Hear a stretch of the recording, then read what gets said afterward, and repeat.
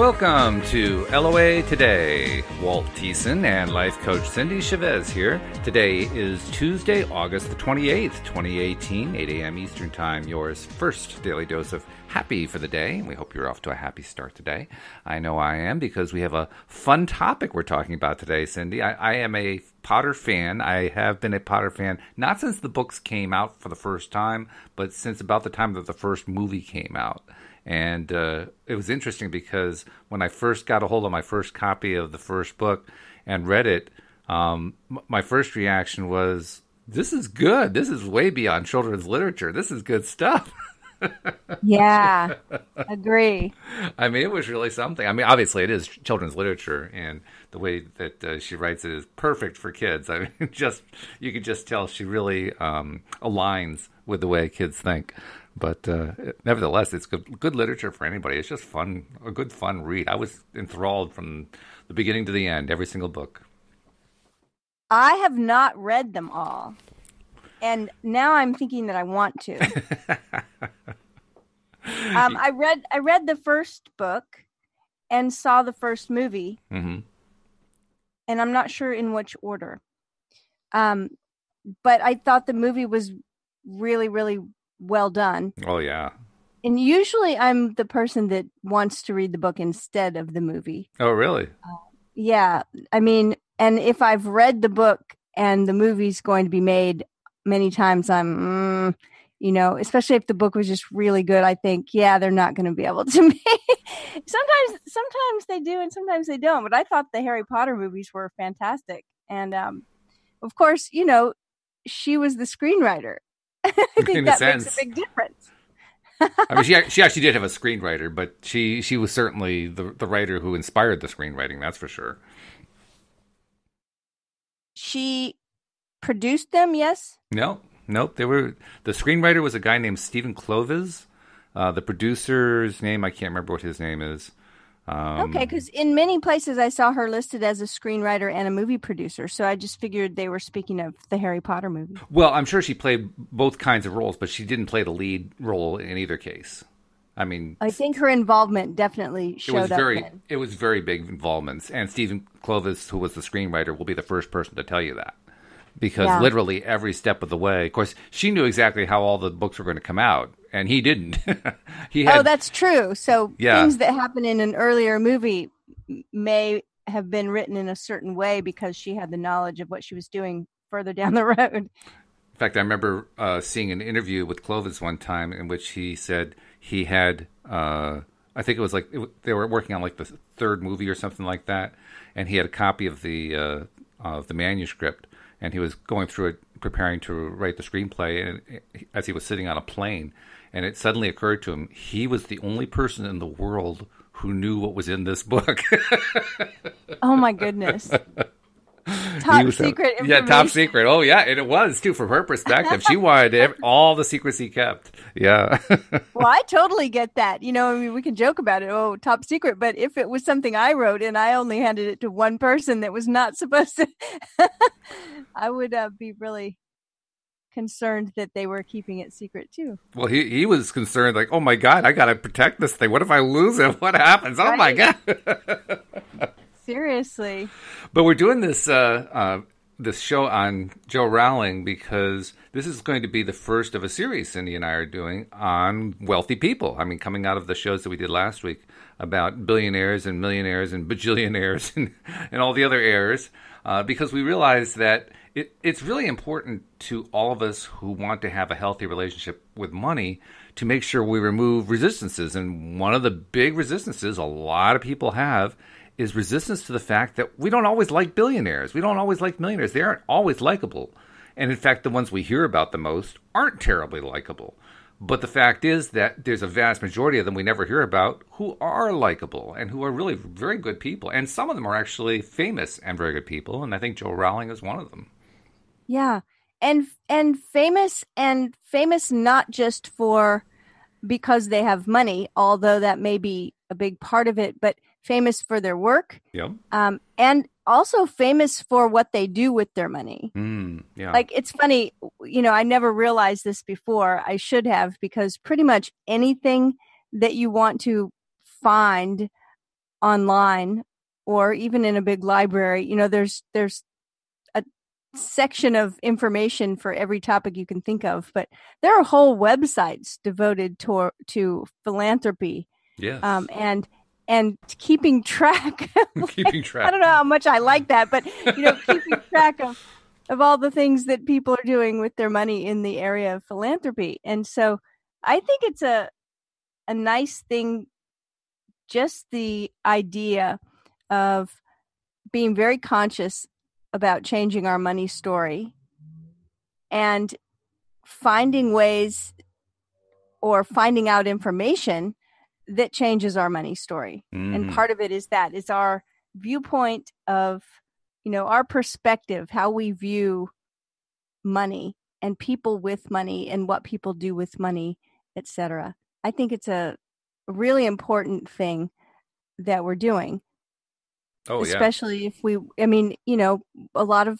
there's a lot of bad stories out there, a lot of old money stories that could do for some changing. So I think right, a little updating, yeah.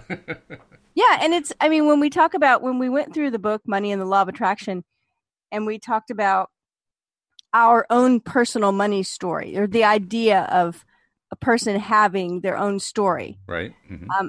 So much of it sort of coincided with that same formula that most of our old stories have, right? It's just like critical of ourselves and, talking about how we haven't been successful, just like the old job story. It was like, oh, I've been in a job that I hate and, Yep. no one appreciates me, and on and on. They all have that same energy, the kind of victim energy and conflict energy. And so I think that this expands the money story and recognizes that our story we have about ourselves and our successes and failures and all of that, it's connected to a bigger story. No matter what area we're talking about, it's always connected to our worldview and our own personal ideology and what we see out there. And so to change our own personal story, I think it helps. I think it's supportive to change that broader story too. Oh, I think so. And in fact, one of the things that I was discovering, not discovering because I already knew this, I think, but noticing as I did my minimal amount of research preparing for this show, and I did find some good stuff, which was good. But I was noticing that if we look deeply enough, we find that very wealthy people are people. They're just people like everybody else. They're not different. They have the same kinds of foibles. They have the same kinds of dreams and aspirations. They have the same kinds of everything. It's just they also have the money to go with it. And when you understand that, and when you come to know somebody in some way, like through a biography or whatever, suddenly all of the preconceptions kind of melt away. Because I love that you said human. that. They're not different. They're not different.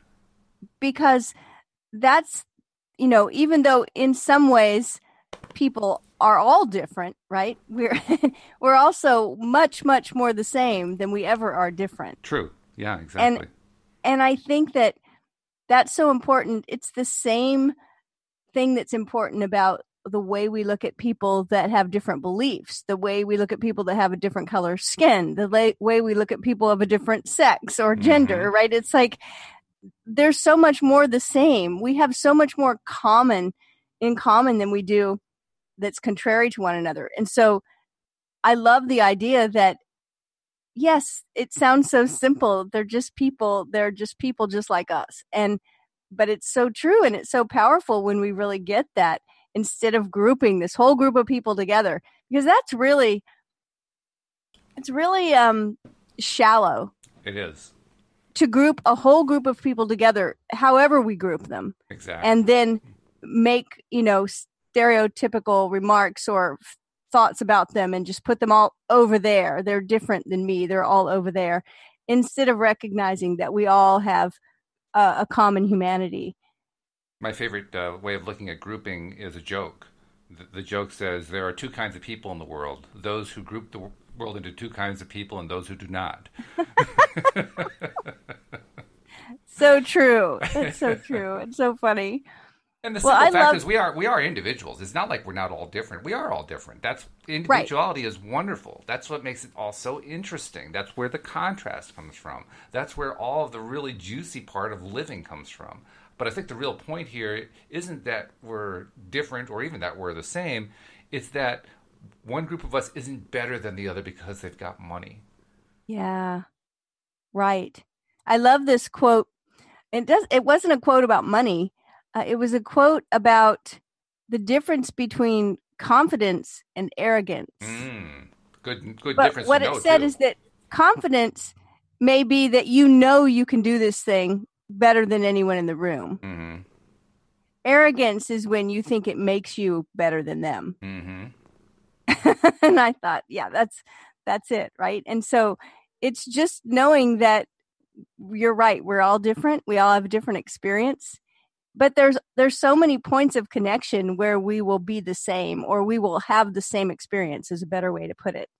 I would even take that distinction a little bit in a different direction. I mean, what you said was fine, but I would take it in a slightly different direction.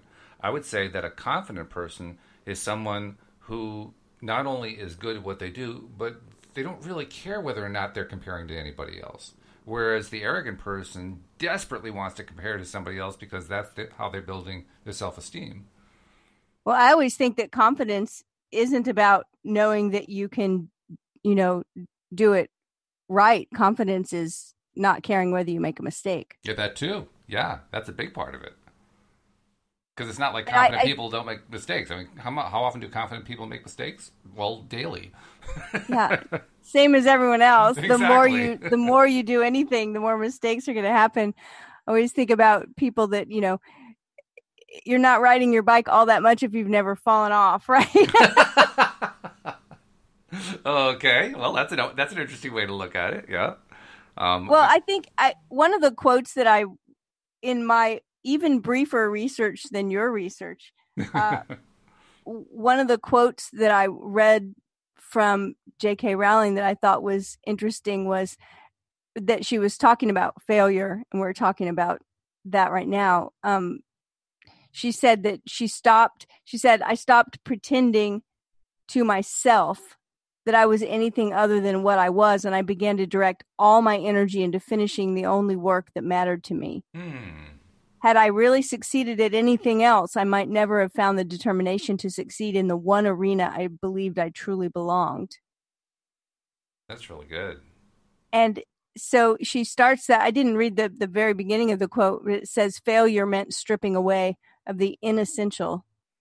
And I think she wasn't talking about things, because at that point where she was writing, she was living on welfare and as a single mother. And I don't think she had a lot of support because her marriage had failed. Her mother had died, which was apparently crushing to her. Mm-hmm. So, I love this sentence where she says, I began to direct all my energy into finishing the only work that mattered to me. Yeah. And we talk on our podcast a lot about focus and really learning how to hone in our focus. And to me, that's such a great picture of that. Oh, yeah. I mean, that took a lot of focus to reach that point in her life where she was determined to do just at least this one thing that she felt she was good at. That's to really direct all focus. Your energy. Direct all of the energy, yeah. Yeah. The thing that really strikes you when you look into Jo Rowling is how she really is about as far from the stereotype of a wealthy person as you can think of, because she's definitely not full of herself. I mean, quite the opposite. She's quite self-effacing in many ways. I mean, one of the biographical pieces I found online that I think she wrote is The Not Especially Fascinating Life So Far of J.K. Rowling. What a great title, love that title. And it really just strips away any kind of pretense or whatever when you read the thing. I mean, maybe we should just read it because it's really very good. I read somewhere that she went from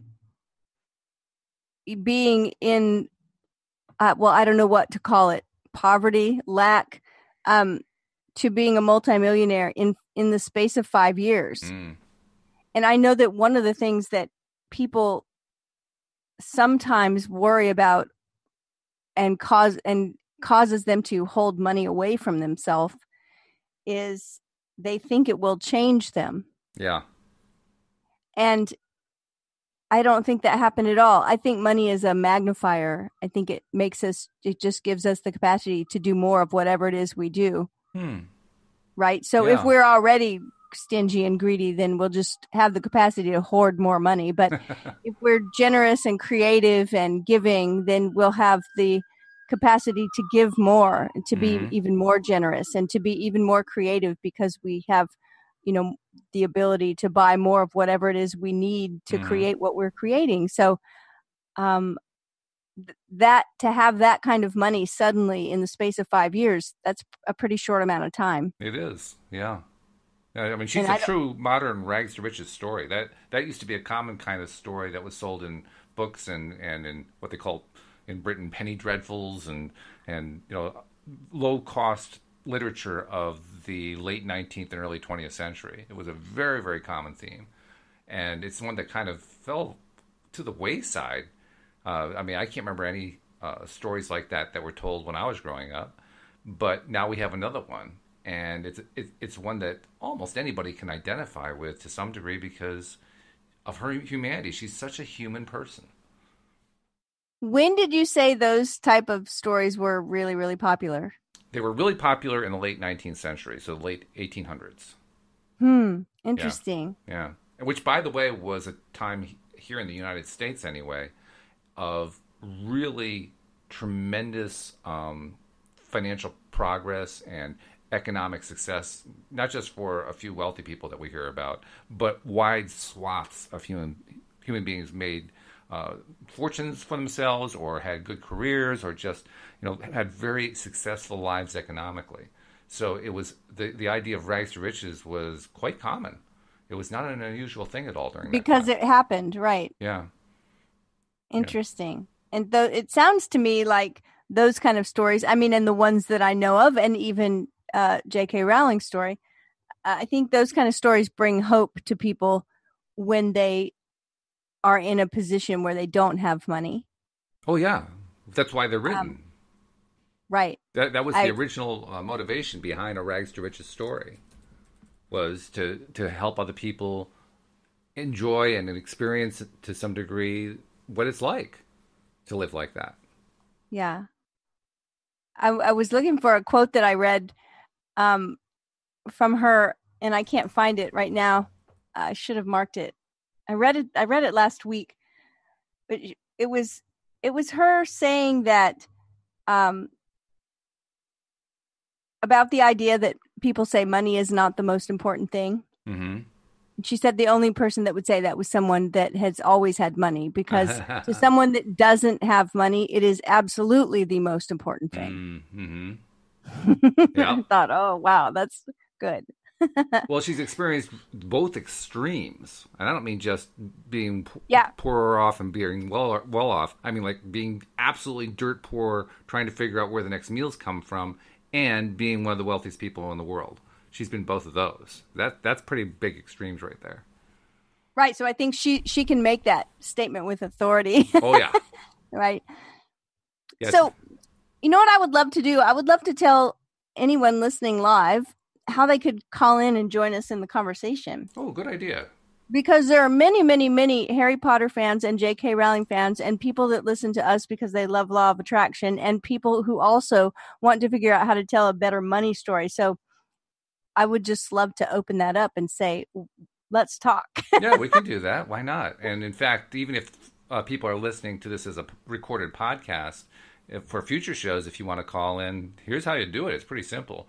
Just go to the homepage of our website at loatoday.net. The instructions are right there, and there's a number of ways you can do it. You can do it by phone, or you can do it by downloading some software for the Zoom platform that Cindie and I use when we're doing the podcast each time. But if you do it by phone, and if you're just listening live right now and you want to just write down the number, here's the number.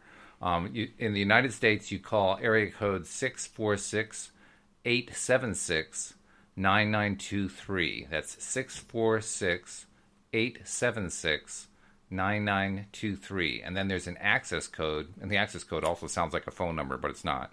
It's 860-264-5432. And that access code again is 860-264-5432.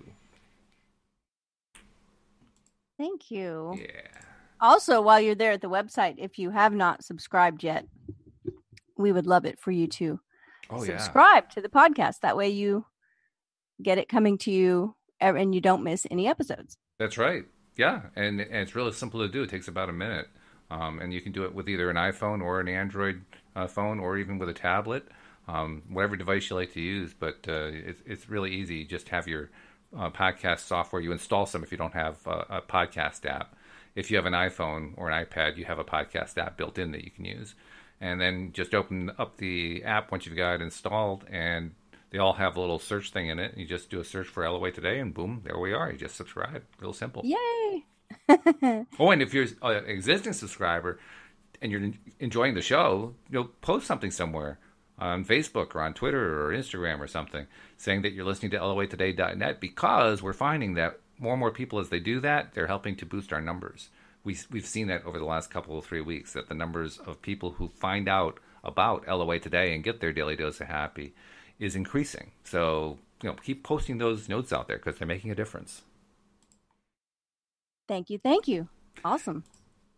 So I'm looking at this little not especially fascinating life so far. Yeah. Of J.K. Rowling. And it's interesting, the dates on it. I'm trying to figure out when it was written, because the article in the date in the tag in the URL for the article says 1998. Right. And then the date on the writing says 2/16/07. Right. Any idea? I suspect, the story and the photo sound and look to me like 1998 rather than 2007. I suspect that there was some sort of update in February 2007, and that's why that date's up there. But I suspect this actually comes from 1998. Or they actually put 1998 in the URL because that's when this was written, and then they Something published like it in right. 07. When did the first Harry Potter book come out? Oh, good question. When was the first book published? Actually, I think I can tell you. Hang on a moment. She finished her manuscript in 95, and it was published in June 1997 with an initial print run of 1,000 copies. 500 of which were distributed to libraries. The publisher said, okay, we'll give it a little test. We'll give it a little bit, yeah. Well, so this is interesting, because then she would have written this before the big success, right? Oh, yeah. Yeah.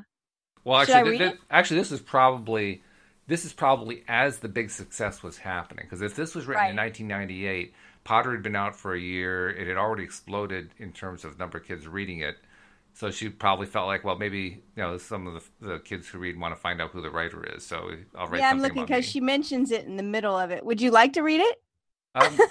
Sure. I think it'd be fun. Yeah. Okay. Yeah. Do you want to read it, or shall I? I don't care. Okay. Well, I'll get started then. I'll tell you what. We'll split it.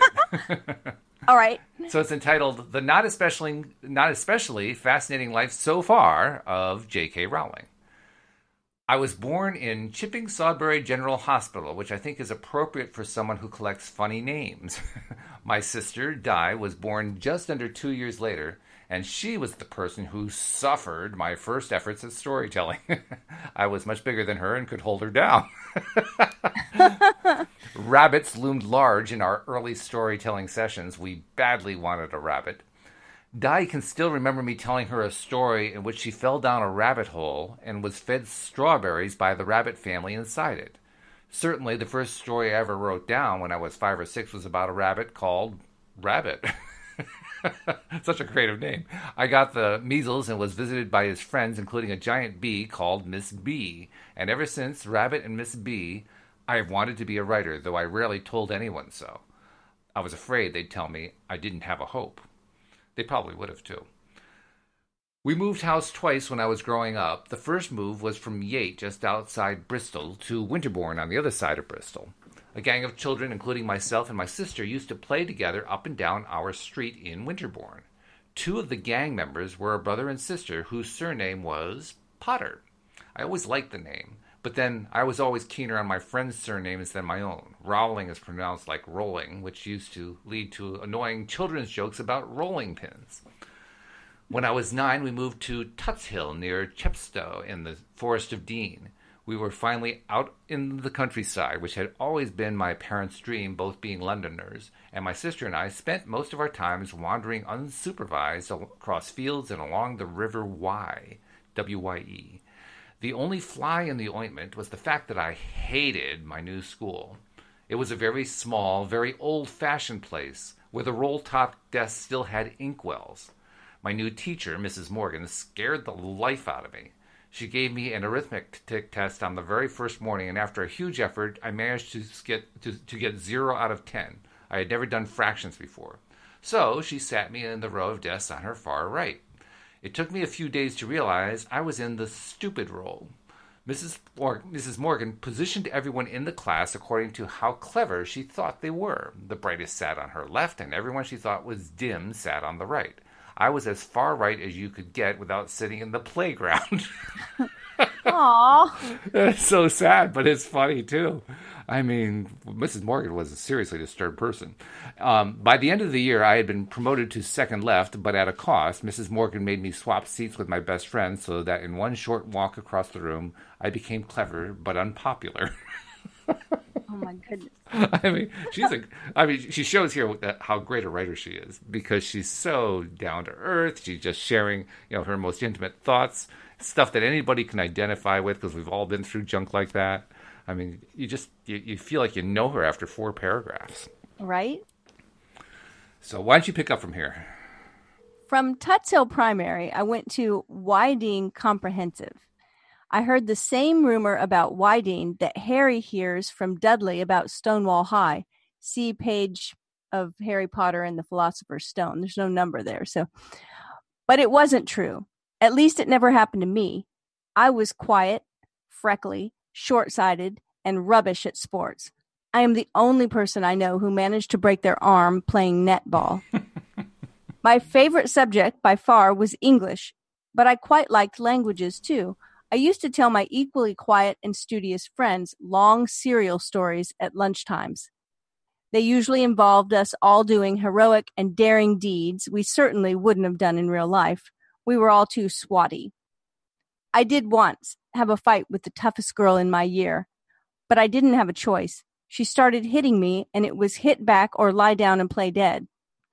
For a few days, I was quite famous because she hadn't managed to flatten me. The truth was that my locker was right behind me and held me up. I spent weeks afterwards peering nervously around corners in case she was waiting to ambush me. Yeah. I became less quiet as I got older. For one thing, I started wearing contact lenses, which made me less scared of being hit in the face. I wrote a lot in my teens, but I never showed any of it to my friends, except for funny stories that again featured us all in thinly disguised characters. I was made head girl in my final year, and I can only think of 2 things I had to do. One was to show Lady Somebody around the school fair, and the other was give an assembly to the whole school. I decided to play them a record to cut down on the time I had to speak to them. The record was scratched and played the same line of song over and over again until the deputy headmistress kicked it. Such a good writer. I mean, you could just, it evokes for you the scene. You can just see the scene where this is playing, right? I went to Exeter University straight after school where I studied French. This was a big mistake. I had listened too hard to my parents, who thought languages would lead to a great career as a bilingual secretary. Unfortunately, I am one of the most disorganized people in the world, and, as I later proved, the worst secretary ever. All I ever liked about working in offices was being able to type up stories on the computer when no one was looking. Uh-huh. I was never paying much attention in meetings because I was usually scribbling bits of my latest stories in the margins of the pad or choosing excellent names for the characters. This is a problem when you are supposed to be taking the minutes of the meeting. When I was it does create an interesting set of minutes when you're done, though. when I was 26, I gave up on offices completely and went abroad to teach English as a foreign language. My students used to make jokes about my name. It was like being back in Winterbourne, except that the Portuguese children said rolling stone instead of rolling pin. I loved teaching English, and as I worked afternoons and evenings, I had mornings free for writing. This was particularly good news as I had now started my third novel. The first two had been abandoned when I realized how very bad they were. The new book was about a boy who found out he was a wizard and was sent off to wizard school. When I came back from Portugal, half a suitcase was full of papers covered with stories about Harry Potter. I came to live in Edinburgh with my very small daughter and set myself a deadline. I would finish the Harry novel before starting work as a French teacher and try to get it published. It was a year after finishing the book before a publisher bought it. The moment when I found out that Harry would be published was one of the best of my life. By this time, I was working as a French teacher and being serenaded down the corridors with the first line of the theme from Rawhide, "Rollin', rollin', rollin', keep those wagons rollin'." Oh, jeez.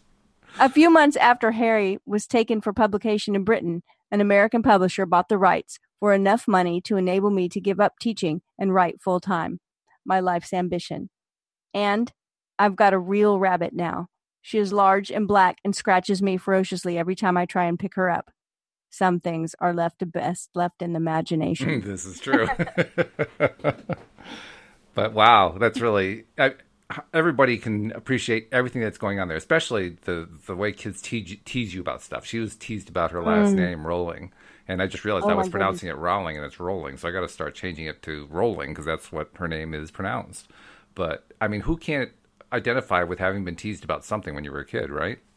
Oh, my goodness. When I was in the kindergarten through fourth grade, I was so happy in school. I loved school. I loved my classmates.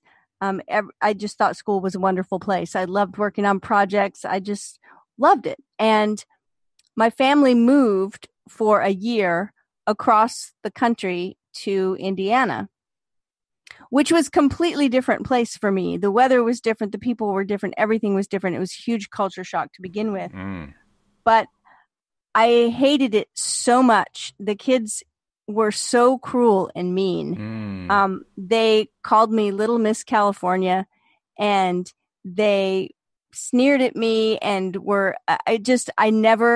I made like one friend while I was there. Wow.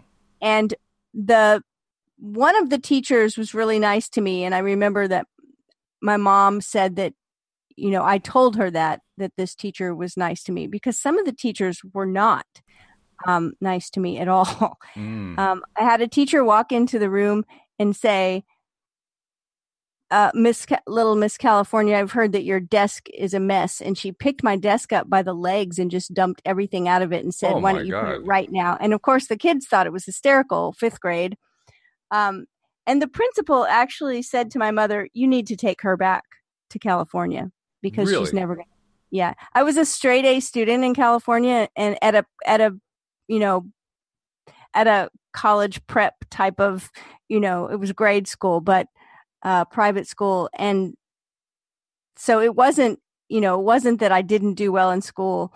I was a straight A student, and suddenly I was failing. And the principal said, your daughter's never going to thrive here in this environment. You need to take her back. And my mom moved back. Well, he was right about that first part. Because I don't know anyone who would thrive in a place like that other than a bully or a mean-spirited person. It seemed like I was surrounded by bullies. So whenever, and even when I hear myself tell the story, I think, was it really that? Yeah, it really was. I mean, in my memory, that's how bad it was. And it was a big school, and I had come from a small school. And I remember being really nervous about sense of direction, like not knowing where I was going, following in the line to get to wherever we were going. And it seemed like this huge building. And it's funny because when I read stories now like this, and I read about kids being bullied or, made fun of, I totally get it. It's like it takes me right back there. I'm like, oh yeah, yeah, it's not fun. And No, kids can be really cruel. we can. Yeah. So yeah, I like Interesting the thing way about she kids wrote. being cruel though. It took me a long time, well into adulthood, before I finally understood why kids were cruel. Because kids are cruel because they're treated cruelly. Mm, And it's yeah. not something that is always directly evident, but it's one of those things that shows up indirectly, and it usually ties back to things like, oh, an alcoholic parent or an abusive parent, or a teacher who's got something bad going on in his or her life, so they take it out on the students or something like that. And you get enough of that going on, and I remember my overall experience of school. And I never moved away. We were always in the same city, small city in upstate New York, Schenectady. When I went to school there, the same feeling predominated through elementary school, junior high school, and high school. And I never had a word for it at the time, and I still don't really have a word for it, but I have a description for it now. And that word is, or that description is, keep yourself to yourself. Mm, It was dangerous to be out there. It was dangerous to be,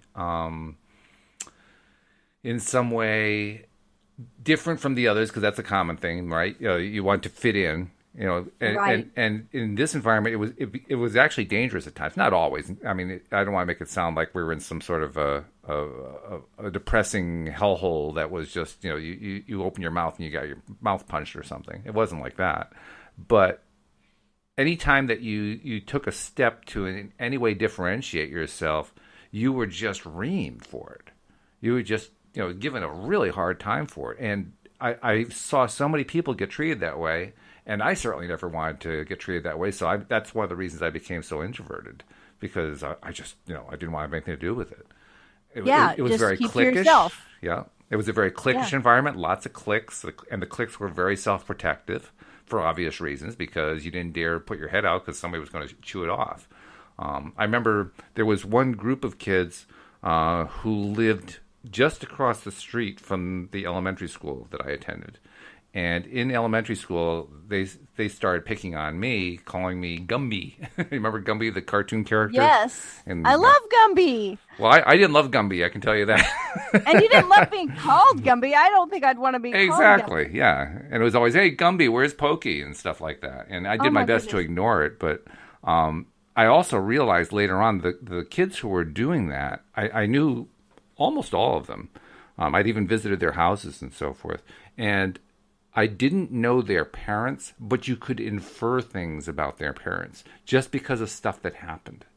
And it became really evident to me that this group of 1, 2, 3, 4, 5 kids who all lived like within a couple blocks of each other, they were all about tearing each other down constantly. And you don't do Wow. that as a kid unless you have an influence that's suggesting that you do that. Well, I'm pretty sure I can think of at least one, maybe two parents who probably were in that category of just, being people who constantly tore people down. So they became the role models. You And know, it's just, it was sad, and it was frustrating, and it was scary all at the same time when you were a kid. sure. And you're young and small and vulnerable and, want to fit in because we want to be doing the right things. Mm-hmm. Yep. We don't want to be in trouble. Because I mean, when we look at ourselves and the way we come into the world, we're trying to fit in from the very beginning. As a matter of fact, before at the point where we can only see the distance to our mother's face, Mm-hmm. we already can recognize a face that's pleased with us and a face that isn't. Right. So from the time we're born, practically, we're already trying to make sure that we are doing the right things, that we please people around us. Mm-hmm. And I think that particular brain function is especially acute in females.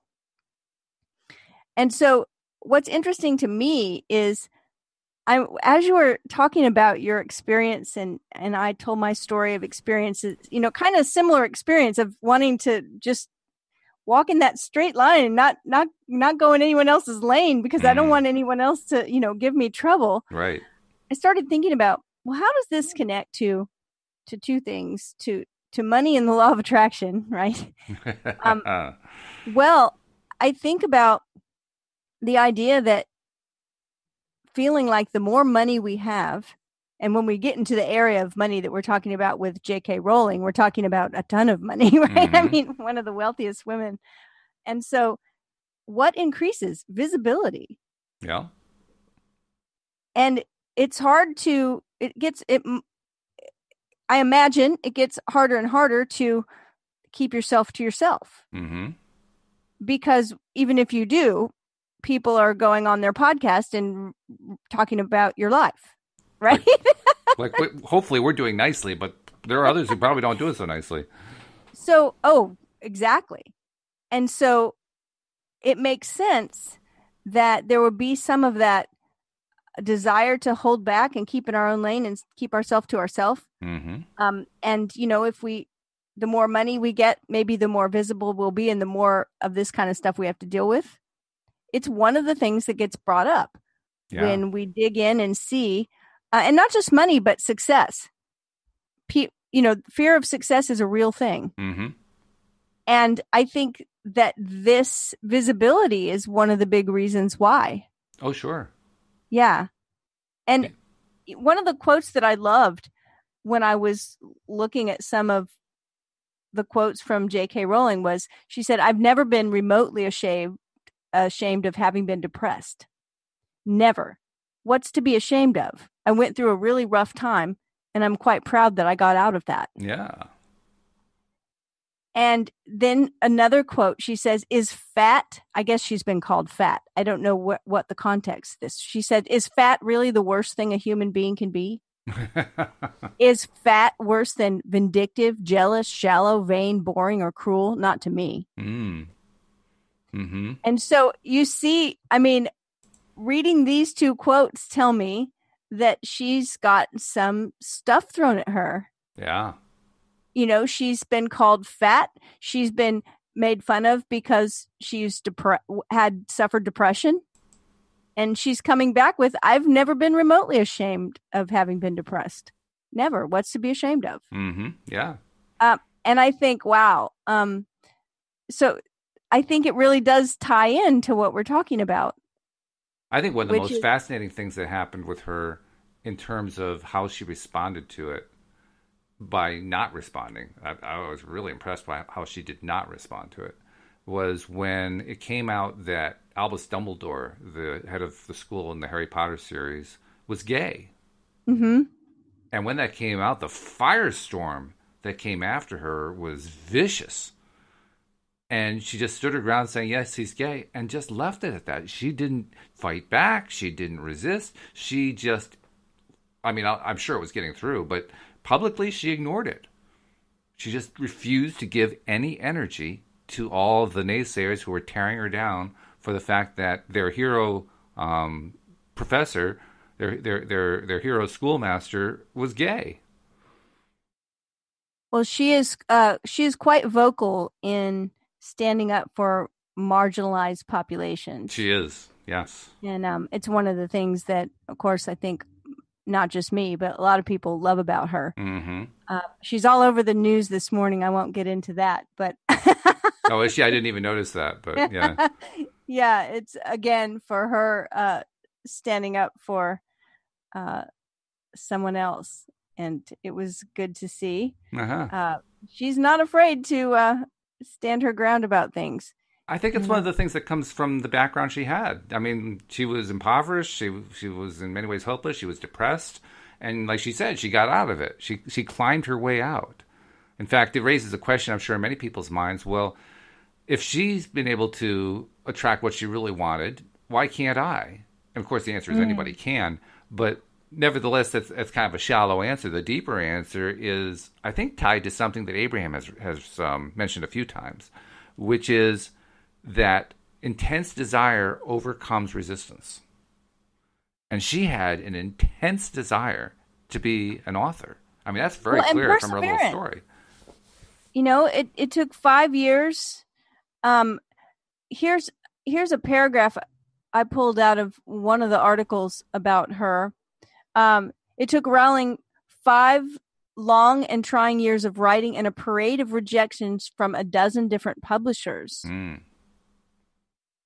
So, I mean, getting rejected by publishers, some people quit.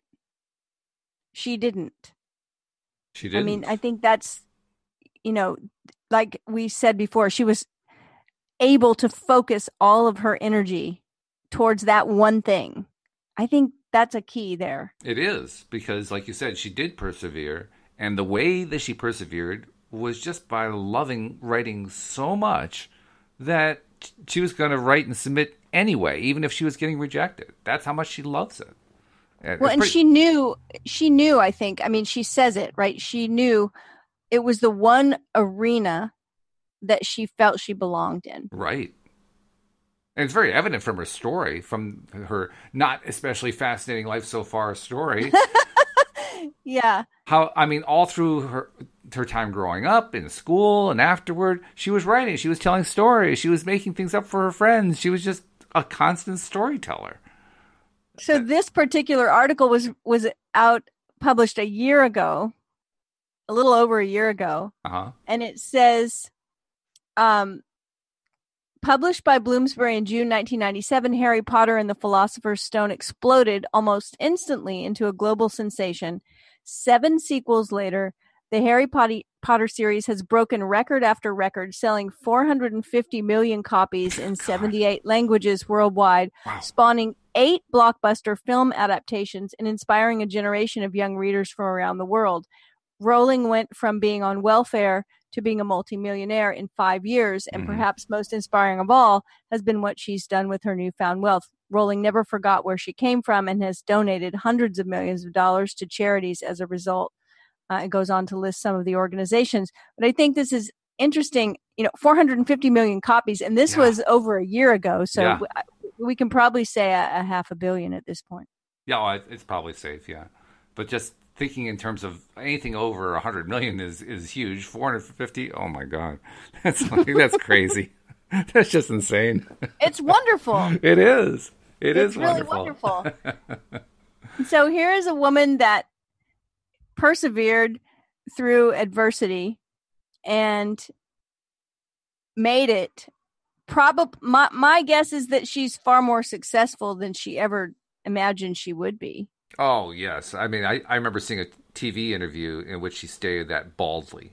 Just never, even in her wildest dreams, expected anything close to what happened. Amazing. In fact, there was a really cool interview that my wife recorded where she and Daniel Radcliffe, who of course played Harry Potter, interviewed each other. Oh, that's cool. It was fun. It was fun because one would question the other and the other would question the one and so on. And they just go back and forth like that. And of course, they know each other really well because obviously she spent a lot of time on the sets of the movies while they were being made and, being like a guiding artistic force and so forth. And so Daniel got to know her really, really well and vice versa. But you got a sense of their relationship in their interview questions. And the fact that they were enjoying doing this unusual interview process where, it's not like the typical interviews that they've gone through 1,000 times each. It was more like, this is a fun interview with somebody I know, and I get to ask you whatever I want to. That is fun. So more humanity coming out, right? More people as real people rather than as, the big millionaire. That, I think, is the main theme. That's the theme that the Rowling story gives to all of us, which is the fears that we have about making it and about what's going to happen and what's the downside of wealth and all that kind of stuff. Those fears melt away when you see real life people behaving like real human beings who are well off. Daniel Radcliffe's very well off too. He's a multimillionaire just because he played the role. So he actually falls in that category too. And yet they're both very grounded, very real people. Here's a quote from her about money. She says, "Whatever money you might have." self-worth really lies in finding out what you do best. Hmm. I would even I think add to that, that, not just finding out what you do best, finding out what you love best. Because yeah. she clearly loves writing.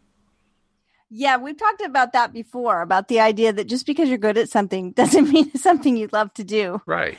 So I'm Exactly. I'm going to agree with you there. Find out what you love to do best. And And she didn't have to look very far. For her, it was relatively easy because she knew what she loved to do from day one, and she did it all the time she was growing up. She didn't have right, any did she talk paycheck, about but how old she was when she wrote that first story? 5 or She said she was 6, 5 or 6. 5 or 6, yeah. About a rabbit that got the measles. Called Rabbit, He which got the is measles and was visited by his friends, including a giant bee called Miss Bee. I love the fact that a writer who is known for her creative names that she came up with for her characters called her first character a rabbit. She called that rabbit Rabbit. Wait a minute. Well, What? at some point, she starts.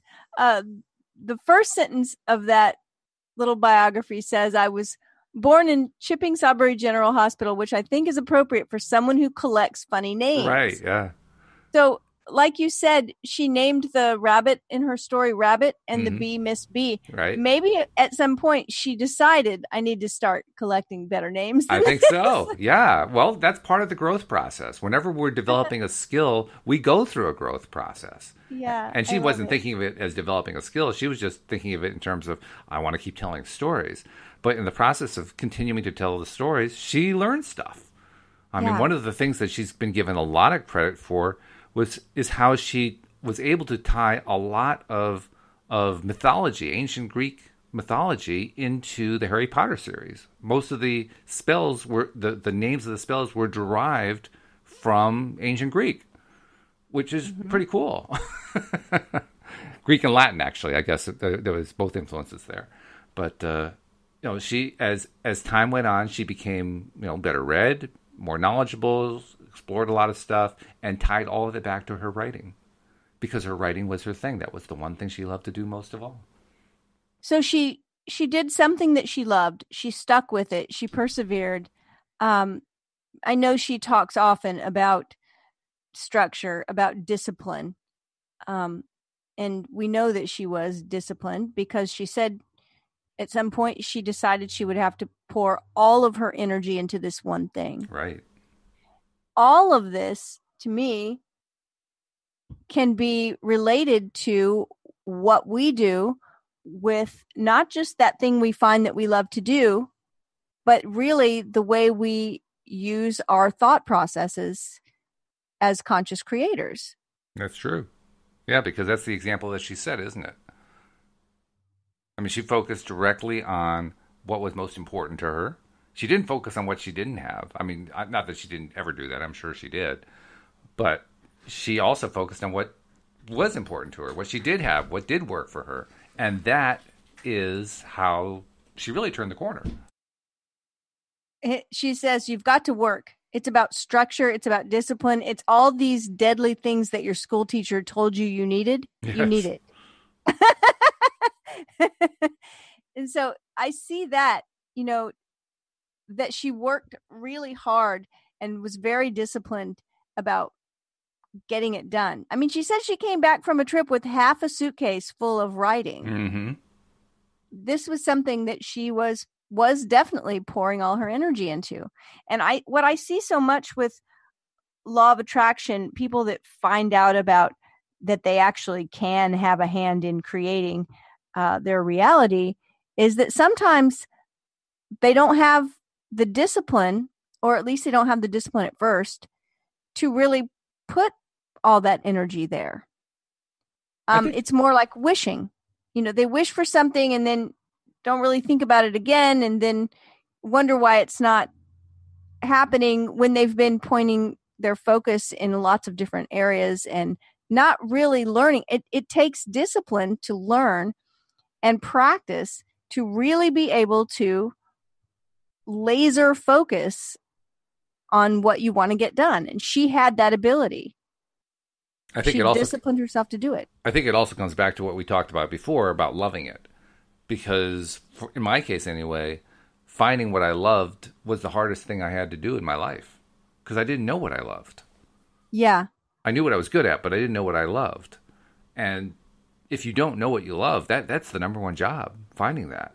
Because once you find that, that's where the energy comes from. And, I want to point out, too, that she wrote her first story when she was 5. And then, and so we know for her that thing she loved to do was a continuous thread all the way through her life. And it's still happening today, right? Yeah. But that's not the case for everybody. Nope. Sometimes the things we love change. Yep. Mm-hmm. And also sometimes we don't find that thing until much later in life. My hand is in the air. Yeah. Well, I think that's really important to recognize. Yeah. And actually, I remember an article or something that I read. I'm going to try to find it. It'll be really good for this series that we're doing because it actually was a whole group, a list of people that were very, I want to say famous, but I should say well known for whatever it is they did, right? It's like when you list J.K. Rowling, it's like she's famous because she's so well known for this amazing body of work she created. And these people were all in that category. We would recognize their names. But many of them didn't start doing that thing that they're known for until they were 50 or 60 or 70 or 80, and it was like, wow. And so for people that are no longer, 20, it's really encouraging to know that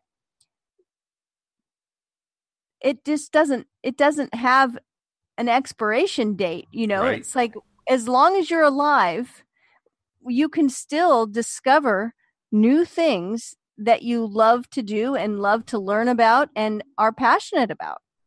Absolutely true. In fact, to me, that's really important. I think I don't remember who said it, but whoever said it was right when they said, "You woke up today. Congratulations. Your life continues. You get another chance." Right. Every day's a new day. Every day's a new day. Yeah.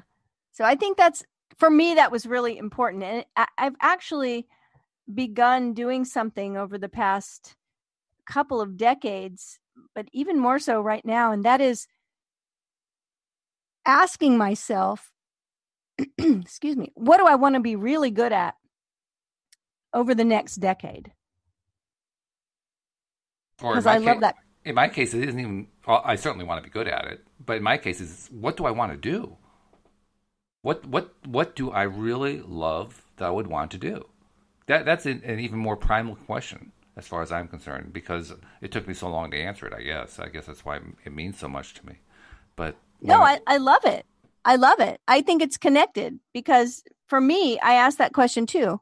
What do I want to do over the next decade? Yeah. And then there's going to be some learning involved and some discovery and some research and some, Always. And like you've taught me about the Sudbury School method. Yeah. I may say, what do I want to do? And launch out about it all excited and find out, oh, that's not really for me. And that's okay. Yes. At that point, I ask myself the question again. That's right. And I discover something else. You just keep trying things. Because you try enough things, eventually you're going to find something that just resonates. Right. And when you love to do it, it definitely is a lot easier to point your energy there. And one of the things you've loved to do, you've really incorporated into your life, is you're a life coach. So I also want to take a few moments about that. You're a really good life coach. I mean, I know that just from talking with you every week. For somebody who wants to reach out and maybe get a little help with finding what the thing is they love in their life, or how to take their next step, or how to, piece together this thing that they're wanting to piece together, how do they reach out to you? And I would love it if they did. As a matter of fact, I have had people reaching out to me lately, and I think we're going to do some of that today, finding out what it is that turns someone on. So excellent. You can reach out to me at my website, cindiechavez.com, CINDIECHAVEZ.com. Send me a hello. Yeah. Send me a shout out. Absolutely. And it doesn't even have to be if you're looking to, hire a life coach, just say hello. But I'd love to coach you as well. So really good. Excellent. Reach out. Well, I can't wait to find out who we're going to be focusing on tomorrow, but I'm loving this looking at the wealthy and finding out what they are as people thing. I love it too. It's great. So let's do it again. We hope that you'll join us next time as well here on LOA Today. Goodbye, everybody. Bye, everyone.